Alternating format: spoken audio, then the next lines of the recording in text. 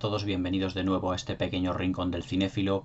Y hoy lo que quiero hacer es un vídeo muy especial porque quiero daros las gracias a todos los que me veis habitualmente, a todos los que estáis ahí para ver todos los vídeos que subo, porque ya he llegado, pues afortunadamente, a los 600 suscriptores y si estáis en mi canal pues perfectamente lo podéis ver, el número de suscriptores que tengo, y para mí ya es un récord. A lo mejor para muchos youtubers, pues 600 suscriptores pues no significa absolutamente nada. Para mí ya es un auténtico récord. Cuando empecé esta aventura de abrir un canal de YouTube y dedicarme a comentar películas de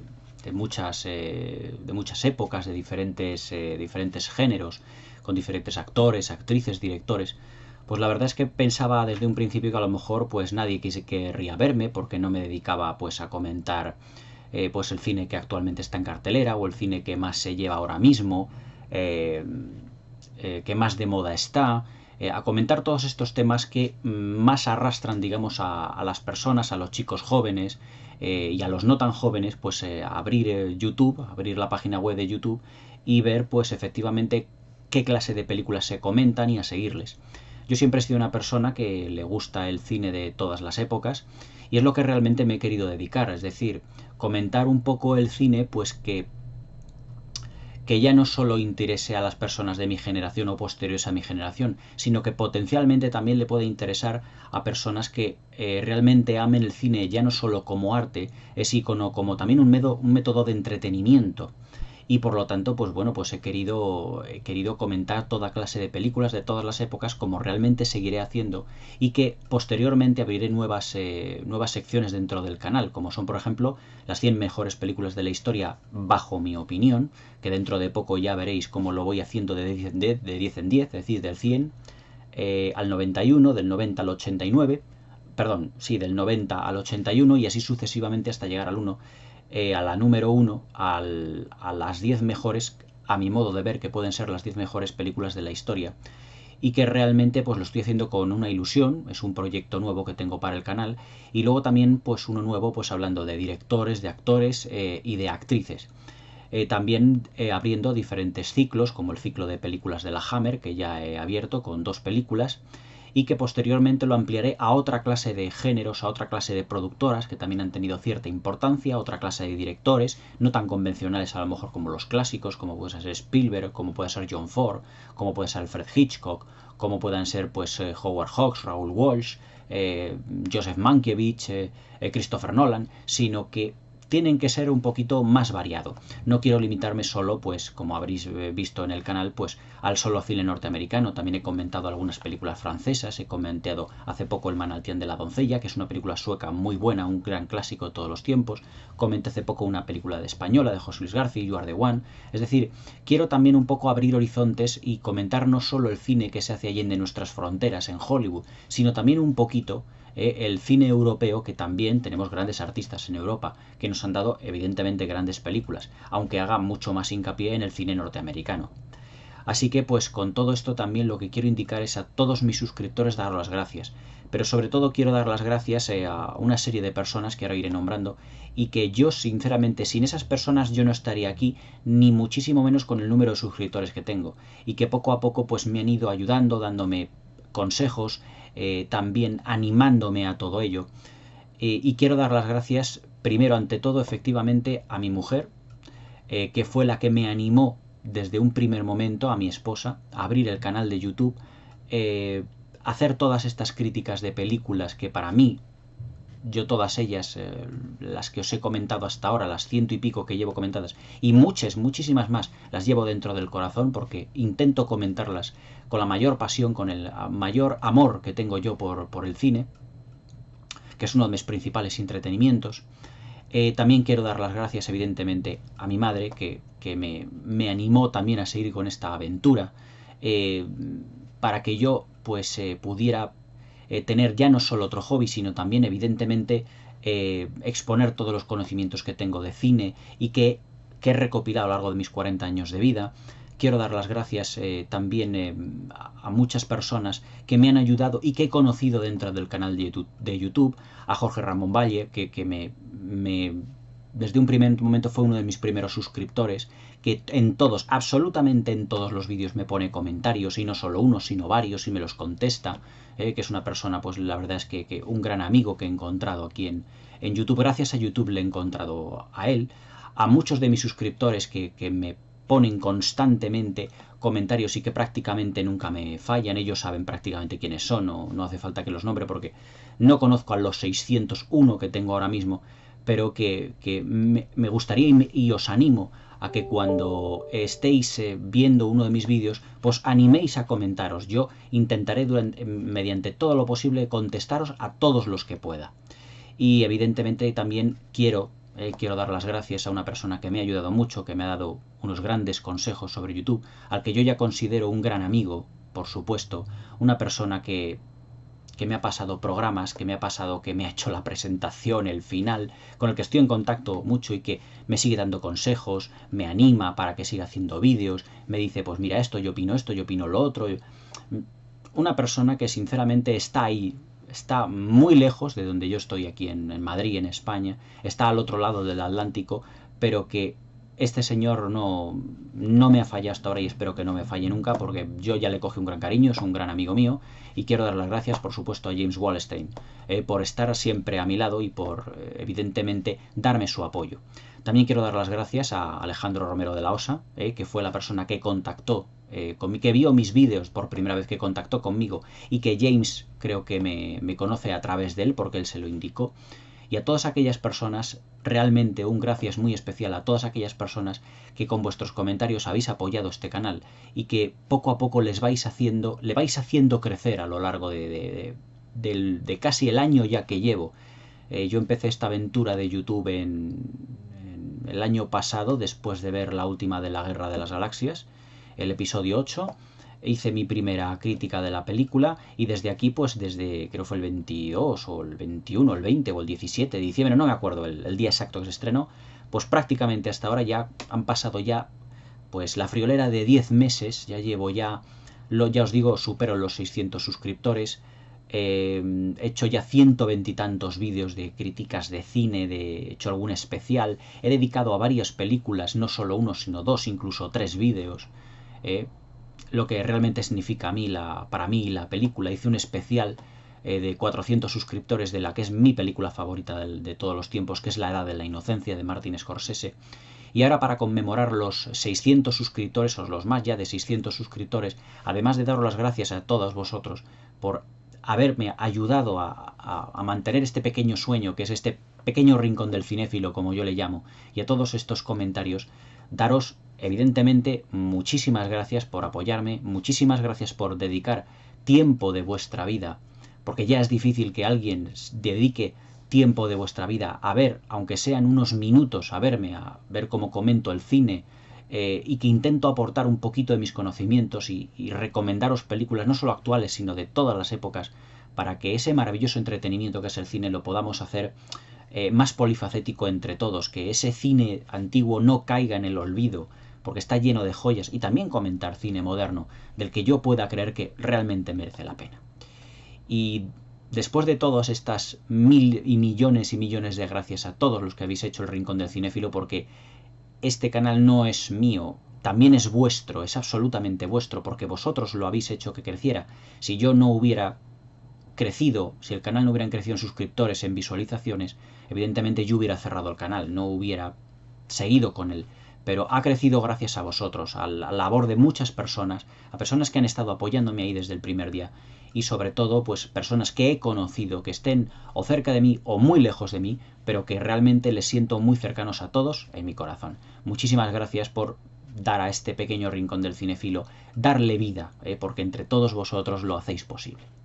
Y después de todos estos millones de gracias que os doy, de verdad, de todo corazón, voy a comentar una película esta noche que también, como todas las demás, para mí supuso una gran sorpresa en el momento en que la vi. Es una película de 1975, yo no vivía de entonces, yo nací en 1978, tengo 40 años, pero que posteriormente vi en el videoclub, alquilada, en televisión, pero que realmente sí que me gustaría volver a ver en el cine, si es que alguna vez la reponen, porque la verdad es que es una gran maravilla de película, es una de las mejores películas de su director y sinceramente merece todos los halagos que le podamos brindar, porque convirtieron a esta película, que para mí, junto con La Guerra de las Galaxias, cambió la historia del cine por completo en lo que se refiere a lo que se define hoy en día como los blockbusters, lo que se define hoy en día como las grandes superproducciones, también convirtiendo la serie B, que era en los años 50, en los años 40, incluso a principios de los años 60, en auténtica serie A, que consiguió en su momento ser un gran taquillazo, porque nadie se esperaba una obra de este director tan sumamente madura, tan sumamente bien planificada, tan sumamente bien dirigida en todos sus aspectos, y que suponen ya, evidentemente, un gran clásico, una obra maestra del género de terror y de suspense y una obra maestra de la historia del cine. Yo tengo un especial aquí que me compró mi mujer, del director Steven Spielberg, y que es un recopilatorio de las que fueron las primeras películas de Steven Spielberg. El Diablo sobre ruedas, Sugarland Express, que es Loca Invasión, Tiburón, 1941, E.T., Para siempre, Parque Jurásico y El Mundo Perdido. Pero esta noche, debido pues a la importancia que tiene en la historia del cine, os voy a comentar, y no os puedo enseñar la carátula del film porque no la tengo en Blu-ray, pero no es una carátula normal, es una edición de coleccionista. Os voy a comentar esta noche, a ver si se ve aquí, Tiburón, Jaws. Sinceramente, una obra maestra del cine de todos los tiempos, una película de suspense cuyo suspense se puede decir que sería perfectamente comparable a las películas de Alfred Hitchcock, sin ningún género de dudas, debido a que la planificación que tiene la película de Steven Spielberg, lo bien coreografiados que están todas las secuencias, muchas de ellas son auténticos planos secuencia, con una planificación de la cámara muy en contrapicado, como si estuviésemos desde la visión de un tiburón que está en el agua y que está viendo a sus víctimas. Os puedo decir sin ningún género de dudas que Tiburón, de Steven Spielberg, aquí tengo lo que es la cajita que me compraron, es sin duda una de las grandes películas de la historia del cine a todos los niveles. A niveles de dirección de actores, a niveles de dominio del tiempo cinematográfico, como os voy a decir, perdón, del tempo cinematográfico, como vamos a comentar ahora. Un dominio absoluto de la puesta en escena, un dominio absoluto de lo que es el manejo del montaje, de la banda sonora, del sonido, del suspense. Una utilización del formato Cinemascope que sinceramente ha pasado a la historia. La verdad es que Tiburón se le puede decir muchísimas cosas y tiene muy poquitas cosas negativas. Yo no resaltaría pues prácticamente nada, porque Tiburón de Steven Spielberg supone uno de los puntos de gran madurez que tiene el director, y con 20 y pocos años lo que fue capaz de realizar este absoluto, por así decirle, monstruo dentro de lo que es la historia del cine. Nunca mejor dicho lo de monstruo, refiriéndome al Tiburón. Aquí tengo un momentito, voy a coger un segundito de lo que es la caja de la edición de coleccionista, y ahora lo seguimos comentando para ir guardándola, porque aquí es donde tengo la fotografía del Tiburón. Como veis, es una edición bastante buena, con E.T., 1941, El Diablo sobre ruedas, pero sobre todo Tiburón. De todo este conjunto se puede decir que Tiburón es la mejor película. E.T., el extraterrestre, también es un buen film. Hombre, todos los que están allí, todos los que están en esta colección son films, se puede decir que todos muy buenos, extraordinarios. Pero se puede decir que Tiburón sobresale por méritos propios, porque es una de las películas más fuertes en el sentido de mayor suspense y mayor terror en la historia del cine. Yo os podría decir, por ejemplo, que Tiburón supuso ya no solo una sorpresa a nivel técnico, a nivel artístico, sino a nivel de blockbuster, me explico. Hasta 1975, oye, pues ya Hollywood, pues la verdad es que había entrado en una dinámica donde los grandes estudios, a finales de los años 60, a principios de los 70, ya estaban realmente cayendo en lo que se refiere pues a la elaboración de producciones excesivamente caras. Tiburón fue una producción que se salió por completo de las tablas en lo que se refiere al presupuesto, pero que Hollywood no estaba muy al tanto de ya superproducciones, porque en los años 60 habían considerado que esas películas eran el colapso de los grandes estudios. Y a finales de los 60 y principios de los 70 Hollywood apostó por un cambio radical en la política de hacer películas haciéndolas más de bajo presupuesto, cambiando lo que es el tono. Es decir, entre los años 60 y los años 70 hubo un gran cambio generacional, tanto en lo que se refiere por así decirlo, a la sociedad en sí misma, y que también afectó a Hollywood, evidentemente. En Estados Unidos, pues a finales de los 60, a principios de los 70, pues lógicamente se estaba ya terminando la guerra de Vietnam, y en Estados Unidos pues ya se intuía ese cambio generacional importante en lo que se refiere a muchos puntos de vista, y todo esto también influye en las películas en Hollywood, por supuesto, sin ningún género de dudas. Y es la evolución, es la salida de una serie de directores como fueron Steven Spielberg, John Milius, George Lucas, Francis Ford Coppola, Martin Scorsese, Walter Hill y muchísimos directores más, que lo que hicieron fue darle un aire renovador a Hollywood en todos los aspectos. Steven Spielberg venía de rodar en 1971 El Diablo sobre ruedas, y sinceramente había sido un film que primeramente lo había realizado para televisión. Steven Spielberg, los comienzos de Spielberg fueron prácticamente en la televisión, haciendo una serie de episodios de una serie de suspense llamada Twilight Zone, que allí en Estados Unidos tenía muchísimo carisma, tiene muchísimo tirón. A finales de los 60 también Steven Spielberg realizaba pues episodios de mucha serie de televisión, pero dirigiendo a actores y actrices del viejo Hollywood, que él siempre había tenido ilusión por dirigir, por aprender de ellos, por ejemplo como John Crawford, como Bette Davis. John Crawford, cuando fue dirigida por Steven Spielberg en uno de los capítulos de una serie de televisión, no me acuerdo el nombre,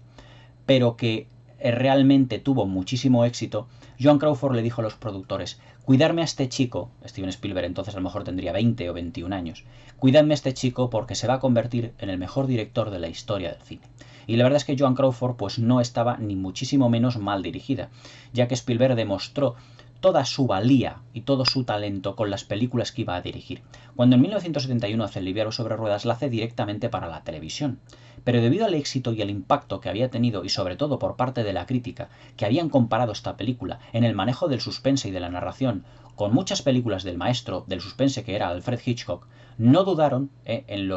determinados festivales de cine en plasmarla para poder sacarla a pantalla grande. Se convirtió en un éxito arrollador. La segunda película que realizó Spielberg ya en 1975 fue precisamente Tiburón. Y el éxito arrollador que tuvo esta película fue realmente impresionante. Tiburón fue la primera, no me acuerdo si Loca Evasión, creo que Loca Evasión es del 1974, si no mal no recuerdo. Pero bueno, el impacto que tuvo Loca Evasión pues no puede ni compararse al que tuvo Tiburón en 1975. Y daba a entender, ya una vez visto el film y ya estrenado en cines,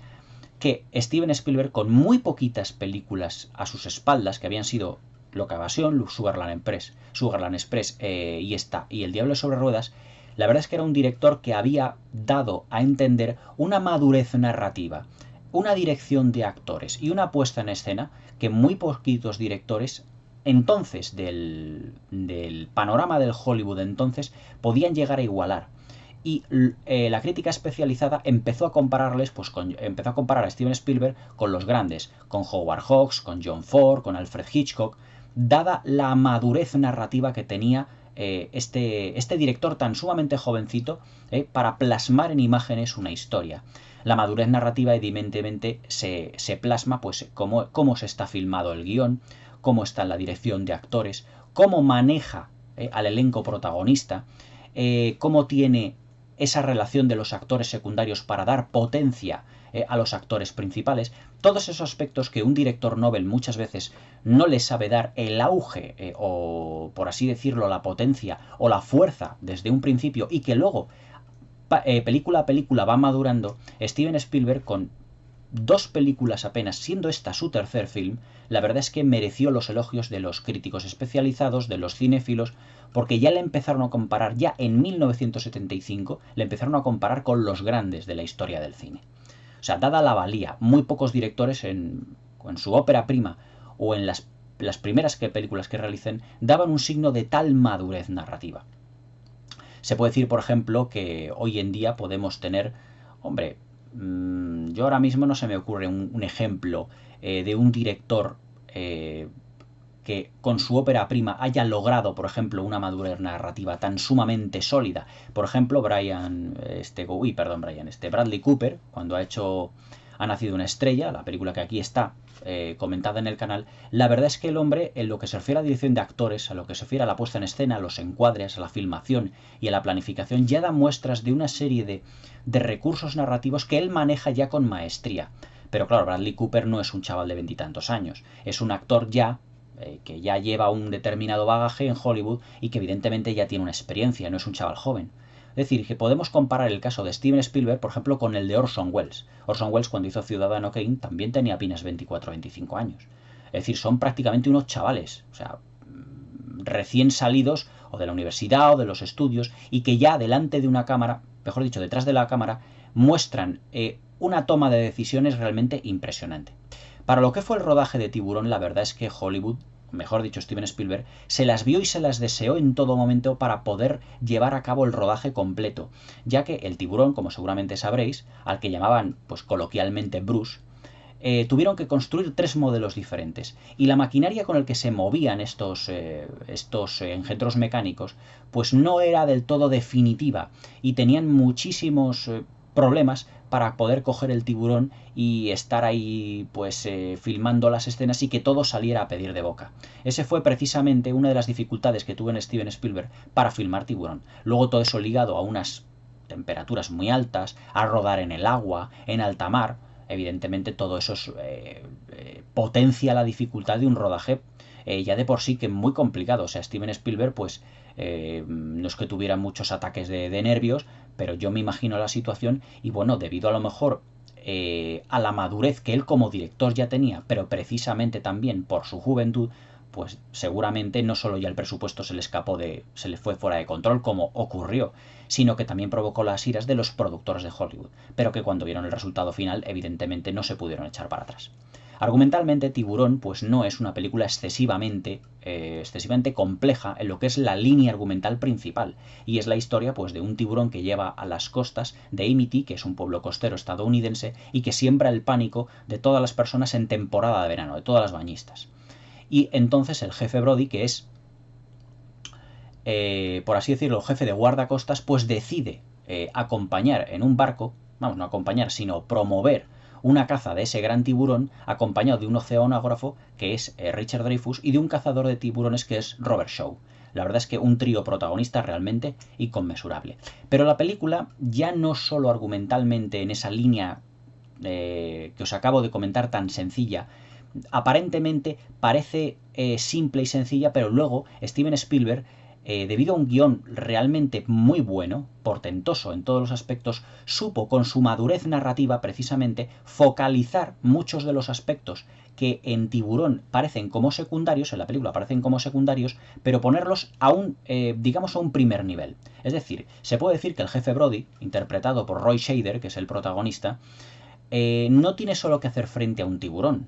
como guardacostas, como jefe de guardacostas, sino también, evidentemente, tiene que hacer de tripas corazón, por así decirlo, y lo que tiene que hacer es enfrentarse a otra clase de monstruos, es decir, a otra clase, por así decirlo, de personas que no están muy contentas de que las playas se cierren. Es decir, la película también funciona a un nivel de crítica social en lo referente, por ejemplo, a no poder explotar una temporada de verano. Evidentemente, cuando el jefe Brody en la película lo que dice al alcalde de Amity, del pueblo costero de Amity, es que tienen que cerrar las playas porque hay un tiburón,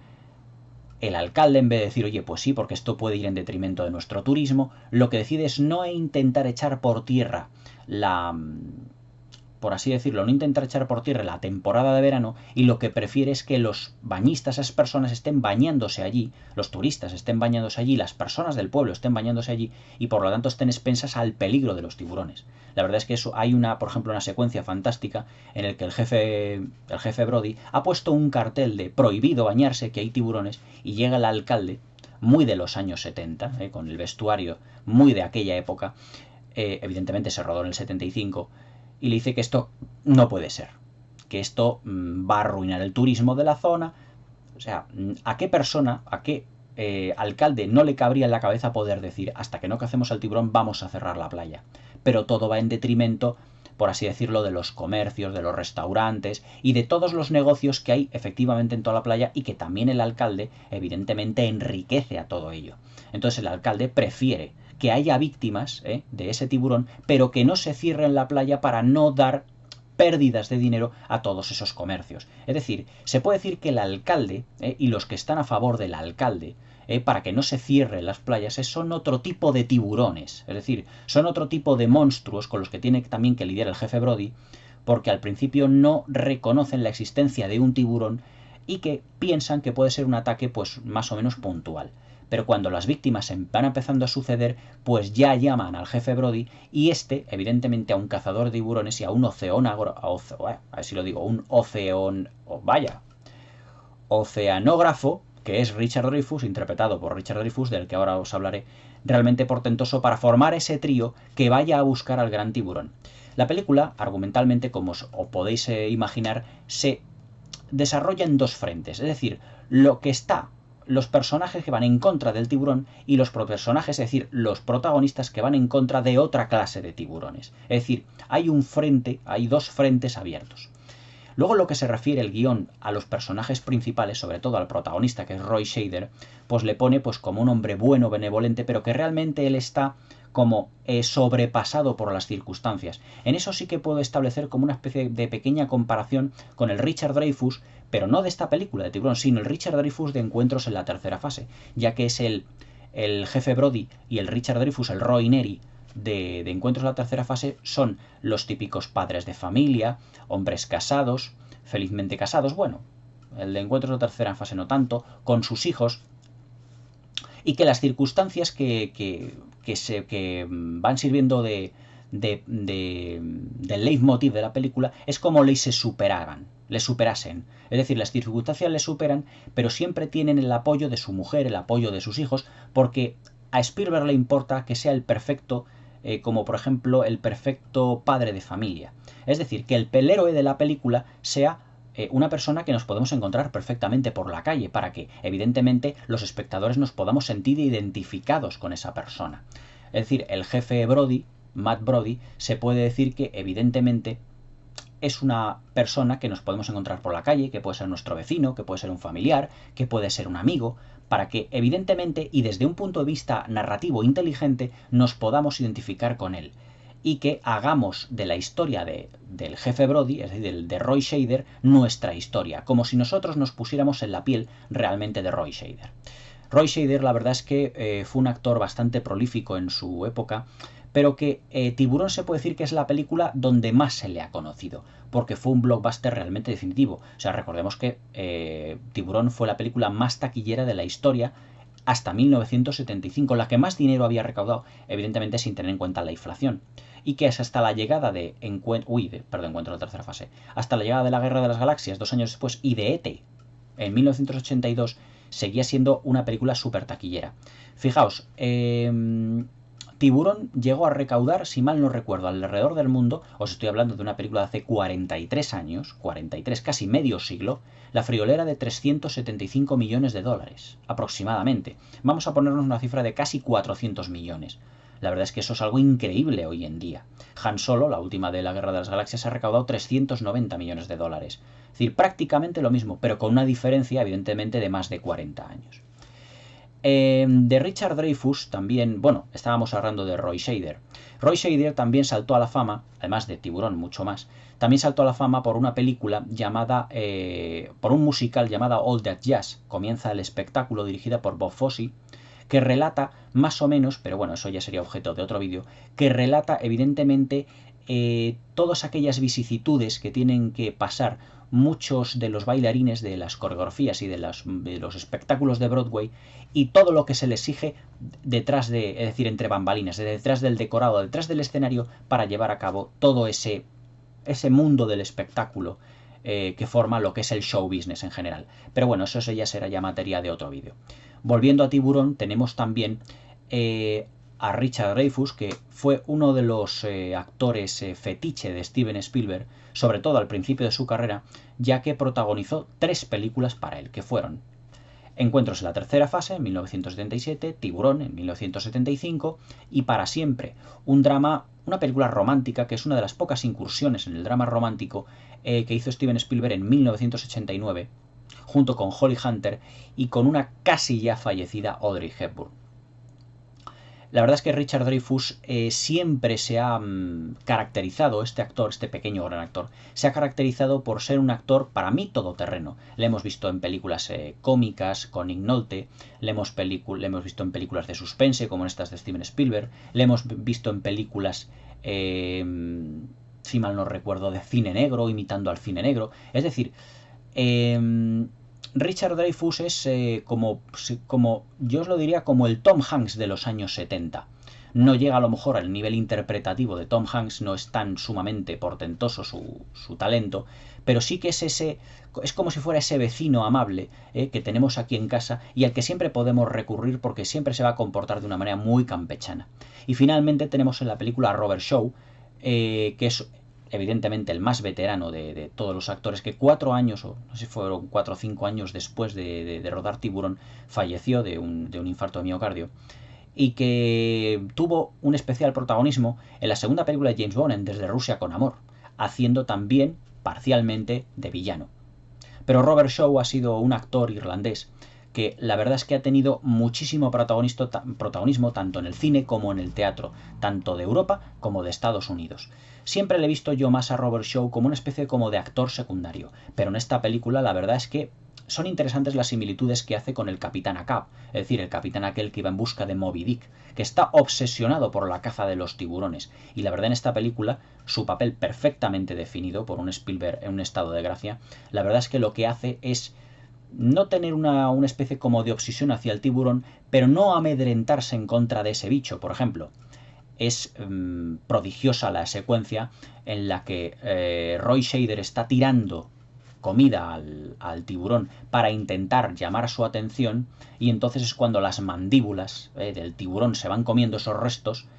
Roy Scheider, es decir, el jefe Brody, se echa para atrás completamente asustado, entra dentro del barco, todo con un dominio del tempo cinematográfico perfecto para dotar de un suspense especial a la secuencia sin banda sonora, para que sean los ruidos del barco, para que sean los rostros de los actores los que narren ese momento de suspense, y le lanza una mirada a Robert Shaw diciendo: necesitará usted un barco más grande. Entonces Robert Shaw se levanta,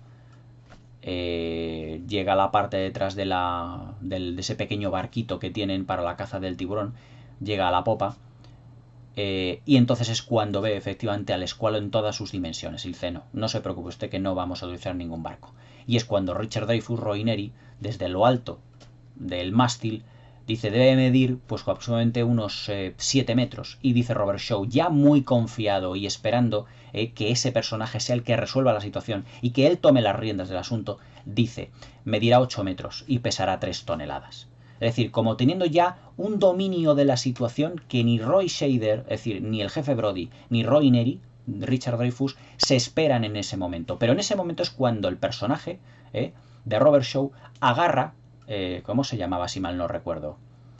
Pues fijaos, ahora el personaje Robert Shaw no me acuerdo cómo se llama, pero bueno, le voy a llamar Robert Shaw porque es el actor. Es cuando ahí se dan cuenta que el personaje, Robert Shaw, tiene que tomar las riendas del asunto y haciéndose ya líder de esa caza. La película se estructura, se puede decir, en 2 grandes bloques. La película se estructura desde el descubrimiento del tiburón, con ese prólogo tan sumamente elocuente y sexy que tenemos al principio de la película, en el que una chica pues se desnuda completamente, de noche, evidentemente, no la vemos nada, y se baña, y es cuando ya el tiburón empieza a querer atacarla. Y entonces ella se agarra a una de las boyas que hay al lado de la playa, y no siendo suficiente, la chica es completamente arrastrada hasta el fondo y devorada por este escualo. La verdad es que, y haciendo un inciso a lo que es la película, el film provocó un miedo estruendoso y estrepitoso en todas las playas de todo el mundo. Fue algo increíble. La verdad es que es una película que no llenó las playas, sino que vació playas, debido al miedo que mucha gente cogió pues a los tiburones en ese momento. Pero volviendo ya a la película, os comentaré que se divide en 2 grandes bloques y que una es desde el principio de la película hasta que los 3 personajes, Roy Scheider, Richard Dreyfuss y Robert Shaw,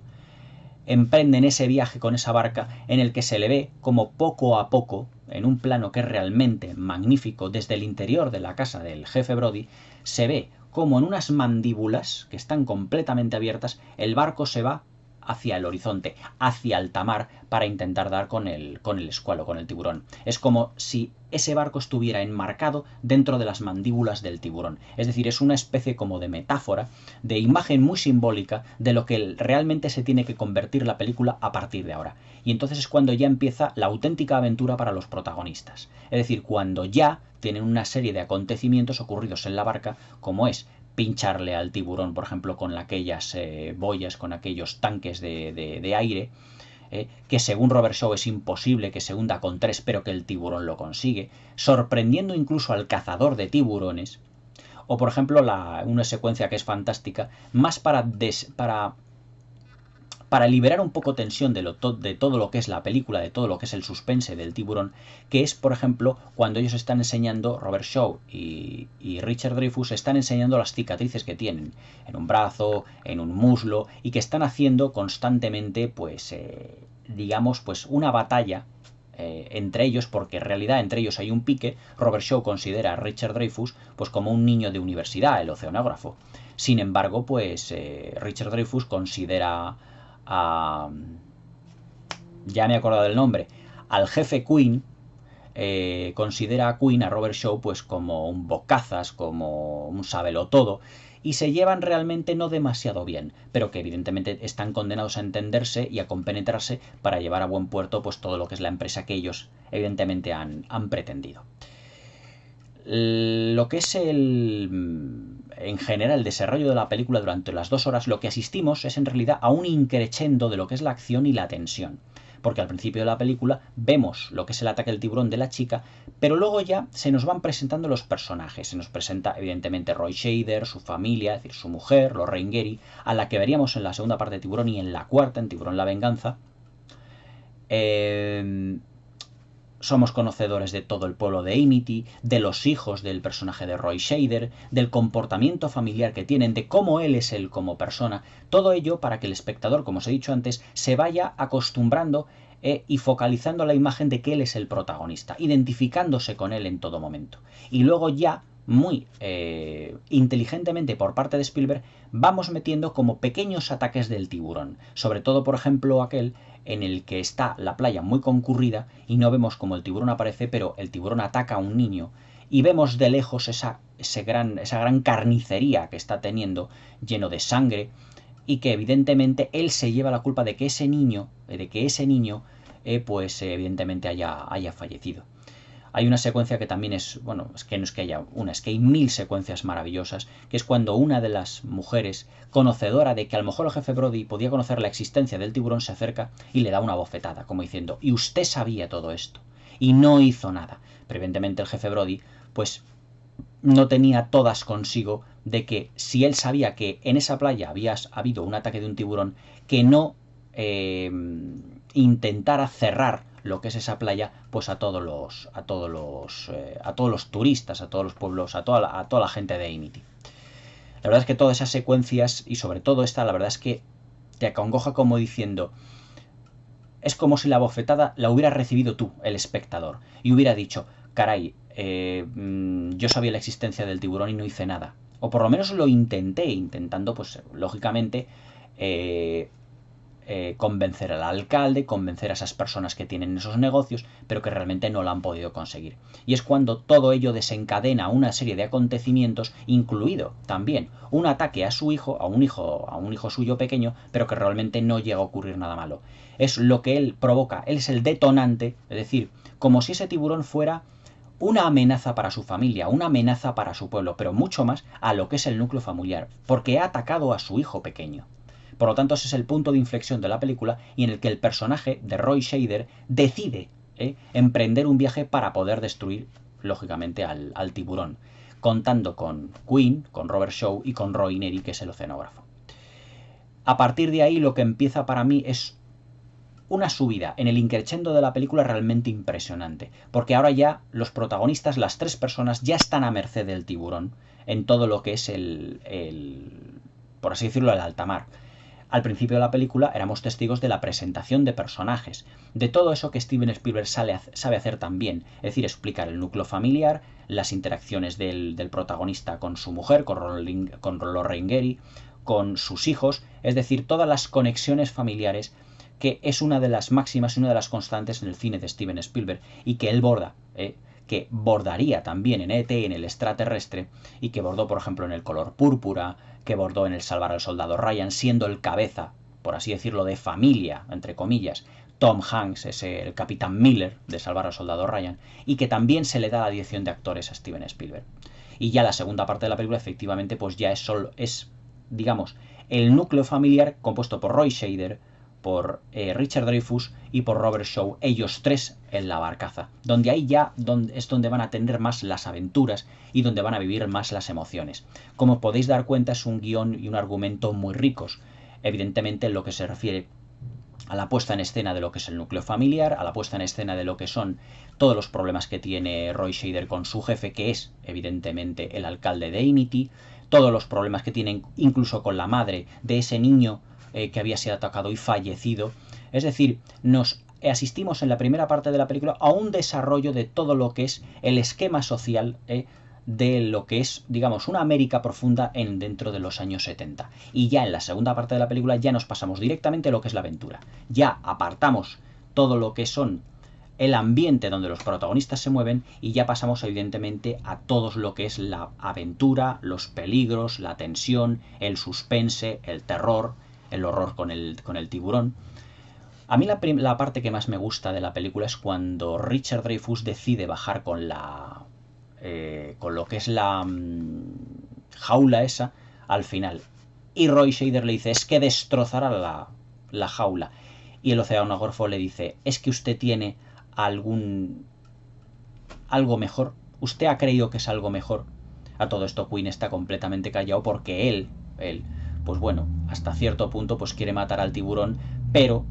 quiere hacerlo, digamos, más a su modo, con los arpones, con un seguimiento que le van haciendo, pero que realmente él no es suficiente. Todo es debido a ese pequeño conflicto que hay entre los protagonistas. Argumentalmente la película es un guión absolutamente soberbio. Es decir, ya no solo lo que es la línea argumental de la película que se desarrolla en esos dos bloques, presentación de personajes y aventura en sí misma, sino que son todas las relaciones sociales que tiene Roy Scheider, todos los conflictos internos que tiene el pueblo y el enfrentamiento a los otros tiburones que son el alcalde y los comerciantes de la zona, los empresarios de la zona, que no quieren que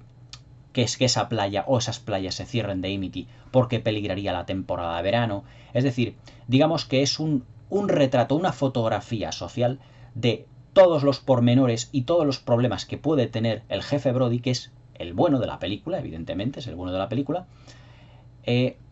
con una amenaza que no viene ni siquiera viene del interior de la Tierra, no viene del propio pueblo, sino que viene del exterior, que es un tiburón.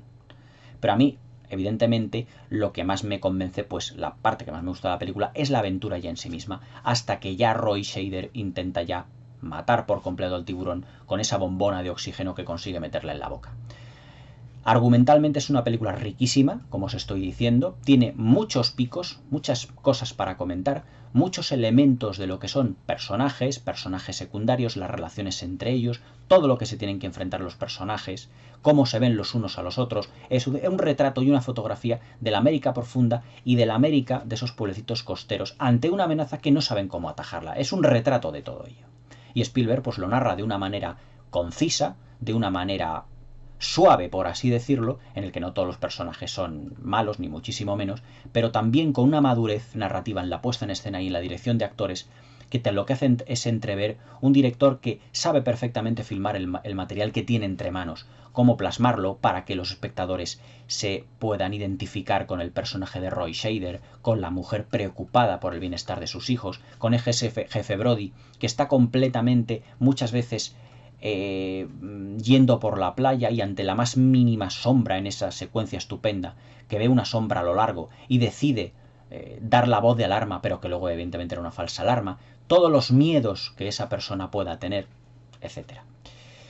Técnicamente, la verdad es que la película, en lo que se refiere al apartado de sonido, atmósfera, banda sonora, fotografía, montaje, es otra obra maestra. Es decir, es una obra maestra de presentación de personajes y desarrollo de los mismos, pero también técnicamente es una película magistral. La banda sonora, que es uno de los aspectos técnicos más interesantes, es un auténtico portento en lo que se refiere a tensión dramática. La banda sonora está utilizada en la presentación de la película, pero también en algunos momentos cumbre para aupar precisamente la tensión. Porque ese es el objetivo de las bandas sonoras en el cine. Las bandas sonoras no están única exclusivamente para ser una música de fondo, propiamente dicha, sino también para potenciar todos aquellos elementos dramáticos que tengan y para que el espectador se sienta más ilusionado, más acongojado, más atemorizado, etc. Por ejemplo, la banda sonora, cuando sale la aleta del tiburón, que todos seguramente conoceréis el tema, la verdad es que potencia todavía la amenaza que supone ese tiburón, que aun estando dentro del agua, supone una amenaza para los que están tanto fuera como dentro del agua, tanto fuera como dentro de esa barcaza y tanto fuera como dentro del pueblo de Amity. El tiburón, la verdad es que visto hoy en día, no está, evidentemente, como en este verano vimos en Megalodon, no está generado por ordenador, evidentemente es un robot, es un muñeco, pero la verdad es que las fauces, lo que son los ojos, la textura de la piel, está tan sumamente conseguido, sobre todo, por ejemplo, en la secuencia en la que va a atacar al hijo de Matt Brody en ese pequeño islote o en esa pequeña laguna que había aparte del mar, en el que solo vemos parcialmente un ojo y unos dientes, y ya nos vamos haciendo una idea del tamaño del escualo. Pero evidentemente ahora en esta parte de la película, en la parte de aventura realmente y de aventura de terror, le vemos en toda su longitud, cómo va saliendo con sus fauces, cómo va incorporándose al barco para ir inclinándole y que las personas, el jefe Brody, ¿cómo se llama? Queen, Robert Shaw, se vayan poco a poco hacia él y poder cazarles, poder morderles. Es decir, se puede decir que Steven Spielberg, dentro del guión y en su dirección, dotó de inteligencia al escualo. Es decir, sabe cómo, cuándo y por qué atacar. Y sobre todo cuando se supone que los personajes, coincide con los personajes, están como más distraídos, para pillarles por sorpresa. Es decir, es un animal o es un ser que también es inteligente, que juega con la inteligencia de los protagonistas para pillarles en el momento adecuado. He ahí también la pericia de Steven Spielberg para mostrarnos muchas imágenes, visualmente hablando, muchas imágenes en las que sale la aleta de tiburón, por ejemplo, y ellos están haciendo cualquier cosa. Por ejemplo, la secuencia magistral cuando Queen, cuando Roy y Neri están cantando después de haberse enseñado las cicatrices, están cantando dentro de lo que es evidentemente ¿cómo os lo diría yo? Sus canciones estas pues de sus aventuras marinas y todo eso. Es decir, están en un momento de distensión, por así decirlo, y de noche ya han cenado, han bebido un poquito, y entonces la acción se traslada del interior, donde están cantando, donde están pasándoselo bien, donde están todos riendo, lo pasan directamente a un plano en el exterior. Fijaos, a un plano en el exterior de la barca, al lado del mar, y saliendo de repente, primeramente, ¿cómo se llama esto? Los botes de oxígeno, que en realidad habían sido ya 3, porque ya, no me acuerdo si eran 2 o 3 en esa secuencia, pero como diciendo, aquí estoy yo, y he venido para quedarme. Y luego posteriormente sale la aleta del tiburón para dar, para entender de que está ahí el peligro, de que está el escualo. Acordaos, por ejemplo, de las miles de películas que se han hecho, pues como La noche de Halloween, tipo Michael Myers, Cara de cuero en La matanza de Texas, Freddy Krueger en Pesadilla en Elm Street, que siempre el villano, el asesino, sale en el momento como más inadecuado, no cuando precisamente los protagonistas están, digamos, esperando a que salga para rematarle o para capturarle, sino en el momento siempre más inesperado. Es decir, ahí la pericia de Steven Spielberg para dotar de una manera visual en la película de la inteligencia del escualo. Steven Spielberg lo que nos está mostrando con esos planos, el significado de esos planos, es que ese significado es que estoy dotando visualmente de inteligencia al monstruo, en este aspecto, para pillar desprevenidos a los protagonistas. El plano lo que hace es dar significado y resaltar la inteligencia del monstruo, del tiburón, en este momento. Por ejemplo, hay otra secuencia ya casi al final de la película, que es cuando el tiburón, sin ellos pues prácticamente esperárselo, salta como a la popa del barco, y todos ellos, sobre todo Quinn, que es el que fallece, pues ya mordido precisamente por el tiburón, cuando Roy Neri está abajo del todo con la jaula, precisamente para matarlo, pero que es un momento en el que Robert Shaw, el jefe Quinn, no se lo espera. Es decir, él es un gran experimentado cazador de tiburones, pero la inteligencia del escualo ha superado a la inteligencia del cazador. Es decir, el cazado, la presa, supera en inteligencia al cazador y sabe cuándo pillarle desprevenido, cosa que el jefe Quinn no sabe hacerlo.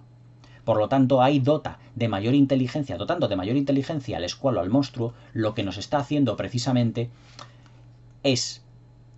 crear un monstruo más inteligente y crear un conflicto de cómo podemos matar ese monstruo. Al final, evidentemente, el escualo tendría que fallecer cuando ya Roy Neri, mejor dicho, Richard Dreyfuss, Matt Brody le dispara metiéndole la bombona de oxígeno dentro de las fauces del tiburón y haciendo con ese disparo que estalle en mil pedazos.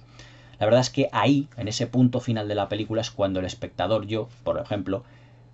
se puede decir que respiro tranquilamente diciendo, bueno, la amenaza ya ha terminado después de 2 horas de una tensión increciendo, de unos personajes inolvidables, de muchas secuencias realmente portentosas, que lo que hacen es aupar a Steven Spielberg a lo más alto, prácticamente a lo más alto del Star System de los directores de Hollywood en ese momento. Lo que es el montaje de la película, en lo que se refiere al tempo cinematográfico, cómo la duración de los planos que tiene Steven Spielberg en esta película para dotar de misterio, porque es un director que en la puesta en escena de esta película no ha querido mostrar el escualo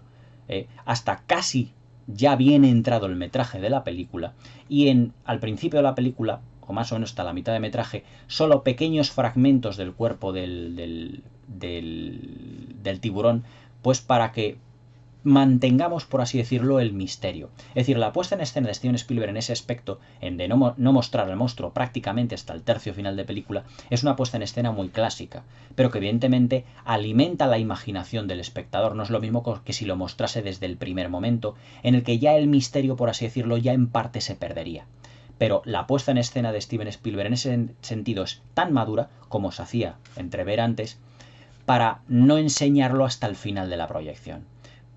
Por lo menos no en toda su dimensión, para que el espectador se dé cuenta de la inteligencia del monstruo, para que se den cuenta de un montón de cualidades que tiene. La verdad es que Tiburón fue un auténtico, por así decirlo, un auténtico éxito en todas las partes del mundo en la que fue estrenada. Y la verdad es que yo he conocido aquí en España gente que le ha cogido miedo al mar, a ir a la playa precisamente por la película Tiburón, y que les costó, ese miedo les costó quitárselo de en medio, o sea, no os creáis. Pero vamos, lo que es indudable es que Steven Spielberg creó una de las grandes obras maestras de la historia del cine, una película que mantiene el suspense como muy pocas, una película terrorífica en su segundo segmento, que funciona ambivalentemente como película de aventuras marítimas, pero también como película de suspense y de horror, con unos planos, unas secuencias portentosas que se te pone el vello de punta, y con una dirección de actores y una puesta en escena, sobre todo en la primera mitad del film, que la verdad es que nos hace entrever de que en 1975 ya estábamos ante un director de primera categoría, un director que podría hacer en el cine lo que él le diera la gana, y que nos ha brindado, pues,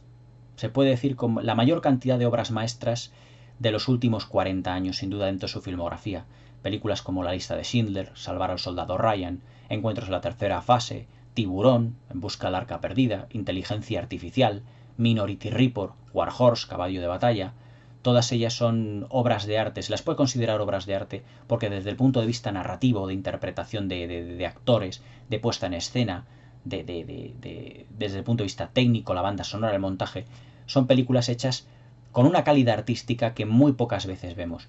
Yo espero que Steven Spielberg nos siga deleitando con grandes películas, así lo espero y así lo esperamos la mayoría de cinéfilos del mundo entero. Para mí Steven Spielberg es mi director favorito, no es el mejor director de la historia del cine bajo mi punto de vista, hay otros por encima de él, pero sí que es sin duda el director que cambió Hollywood, el director que creó el blockbuster con Tiburón, y que luego además supuso una auténtica fiebre en todo el mundo de la película de Tiburón, del merchandising de Tiburón, batiendo récord de taquilla en todas las partes donde se estrenó y sinceramente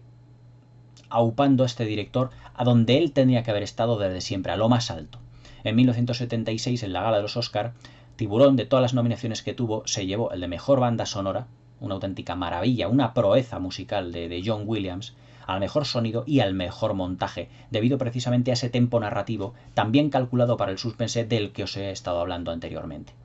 Pero lo que es, no hay ningún género de dudas, es que con Spielberg, con Tiburón, Steven Spielberg dio un aldabonazo en Hollywood, pero realmente de primera categoría. Yo, si no habéis visto esta gran obra maestra, os encomiendo a que la veáis, a que la devoréis como tiburones, porque la verdad es que no tiene desperdicio, no tiene un plano gratuito, no tiene un personaje de relleno. Todo es importante en la película, la puesta en escena, la interpretación de los actores, los tres principales están magníficos, las aventuras marítimas, el suspense llevado hasta sus últimas consecuencias, secuencias terroríficas, sanguinolentas, incluso puede decir como si fueran secuencias gore. La verdad es que Tiburón de Steven Spielberg es una maravilla de película que no os podéis perder bajo ningún concepto. Una obra maestra con todas las letras en grande, en mayúsculas y en letrero luminoso. Uno de los mejores films de uno de los mejores directores de la historia del cine, que es Steven Spielberg. Con Tiburón os dejo esta noche y espero que la veáis, que me comentéis y ante todo, como os he dicho al principio del vídeo, muchísimas gracias de verdad por seguir mi canal y hacerle un poquito más grande a este pequeño rincón del cinéfilo. Un abrazo y hasta mañana.